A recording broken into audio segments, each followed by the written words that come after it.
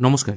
আজকের এই ভিডিওর মাধ্যমে আমরা দেখে নেব আপনি কি করে আপনার মোবাইল থেকে বন্ধন ব্যাংকের মোবাইল ব্যাংকিং ফার্স্ট টাইমের জন্য রেজিস্ট্রেশন করবেন। সেই জন্য প্লে স্টোর থেকে এম বন্ধন অ্যাপটি আপনাকে প্রথমে ডাউনলোড করে নিতে হবে। আমার কাছে এখন ডাউনলোড ও ইনস্টল দুটিই করা আছে। আমি একদম সরাসরি এখানে যে গেট স্টার্টেড বলে অপশনটি আছে এটির ওপর ক্লিক করব রেজিস্ট্রেশন করার জন্য। এখানে আগে আপনাকে ফোনের মাধ্যমে ভেরিফাই করতে হবে আপনার বন্ধন ব্যাংকে যে মোবাইল নাম্বারটি দেওয়া আছে সেই মোবাইল নাম্বারটি যেন আপনার ফোনে বা সিমটি যেন আপনার ফোনে লাগানো থাকে, তবেই কিন্তু এই কাজটি করতে পারবেন। যদি সিমটি আপনার কাছে না থাকে তাহলে কিন্তু আপনার এই ফোনে এম ব্যাংকিং রেজিস্ট্রেশন করতে পারবেন না। আর অবশ্যই সিমটিতে বৈধ রিচার্জ প্যাক থাকতে হবে, কারণ একটি এসএমএসের মাধ্যমে এটি ভেরিফাই হবে।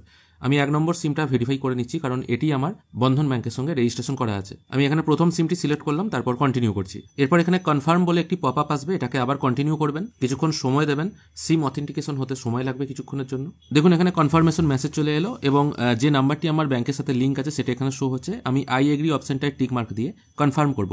তারপর আবার ইয়েস অপশনটায় ক্লিক করবেন। এরপর আপনাকে রেজিস্ট্রেশন শুরু করতে হবে। রেজিস্ট্রেশন আপনি 3 ভাবে করতে পারেন: ডেবিট কার্ড, ক্রেডিট কার্ড এবং পার্সোনাল ইনফরমেশনের মাধ্যমে।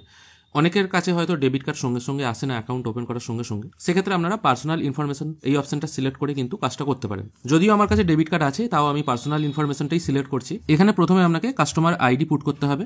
এবার কাস্টমার আইডিটি আপনার কাছে থাকবে না, সেই জন্য নো ইওর কাস্টমার আইডি এই অপশনটায় প্রথমে একবার টাচ করবেন। এখানে আপনার phone number, date of birth অথবা প্যান যে কোনো একটা পুট করে ক্যাপচা পুট করে সাবমিট করলেই আপনার ফোনে কিন্তু ইনস্ট্যান্ট এই কাস্টমার আইডিটি চলে আসবে। আমার ফোনে কাস্টমার আইডি এসে গেছে, আমি এটা পুট করব। তারপর PAN number, date of birth আর মাদার্স মেডেন নেম এটা পুট করে সাবমিট করবেন।